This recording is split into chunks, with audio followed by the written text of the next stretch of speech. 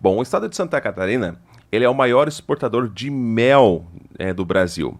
Com isso, ter um rígido controle sobre o produto, até porque aqui o mel orgânico, ele é o mais vendido, né? Então é o que mais traz lucratividade e com isso tem que ter uma questão bem rígida nos padrões voltados à questão de certificação desses produtos.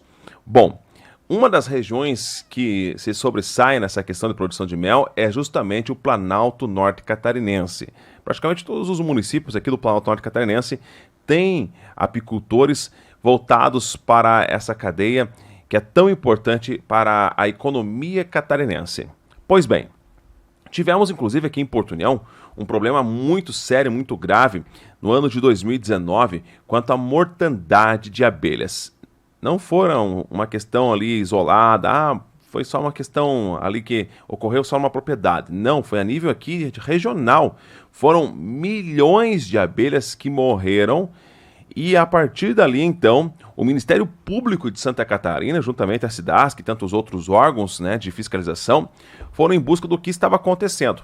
Pois bem, chegaram à conclusão que o fipronil, uma substância agrotóxica presente principalmente nas lavouras de soja, era o que estava provocando a mortandade dessas milhões de abelhas e que trouxeram um prejuízo gigantesco tanto para produtores quanto para a economia do estado. Essa substância ela já é proibida em diversos países, é banida, não pode. Aqui no Brasil até então não.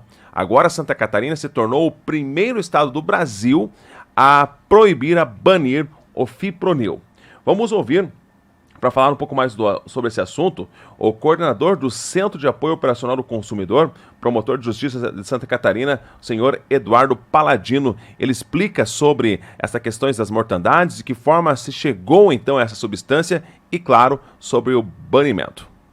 Em janeiro de 2019, nós tivemos uma grave ocorrência na região do Planalto Norte Catarinense, envolvendo a morte de cerca de 50 milhões de abelhas. Esse fato, por evidente, muito preocupou e chamou a atenção dos produtores e da Companhia Integrada de Desenvolvimento Agrícola de Santa Catarina, que controla e fiscaliza o uso de agrotóxicos no estado, tendo os técnicos da SIDASC, então, em contato com o Ministério Público de Santa Catarina, coletado amostras de abelhas mortas nas cidades mais afetadas, que foram Major Vieira e Rio Negrinho, e enviado para análise laboratorial dentro do nosso programa de proteção jurídico-sanitária dos consumidores de produtos de origem animal, nosso POA, executado pelo Centro de Apoio Operacional do Consumidor há mais de 20 anos e que também faz o monitoramento de resíduos de agrotóxicos com recursos provenientes do Fundo Estadual para a Reconstituição dos Bens Lesados. Pois bem, os exames detectaram a presença de 3 tipos de agrotóxicos nas abelhas, em quantidade muito maior. O fipronil, que é um inseticida já banido em vários países, na Europa, por exemplo, ele já está proibido há mais de 10 anos, considerado, classificado pelo Ministério da Saúde como altamente tóxico, mas que mesmo assim ainda é utilizado em larga escala no Brasil, principalmente nas lavouras de soja. O impacto desse agrotóxico é que ele é altamente letal para as abelhas, agindo diretamente no sistema nervoso central.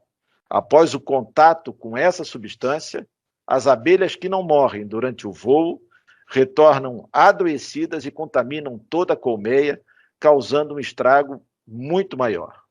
Era fundamental, então, que alguma providência fosse tomada, inclusive porque Santa Catarina é o maior produtor e exportador de mel do país e também porque a proteção das abelhas é fundamental para a nossa produção agropecuária, sendo responsáveis pela polinização de cerca de 75% das plantas de importância para a alimentação humana, com destaque aqui no nosso estado para a produção de maçã, pêssego e ameixa, por exemplo.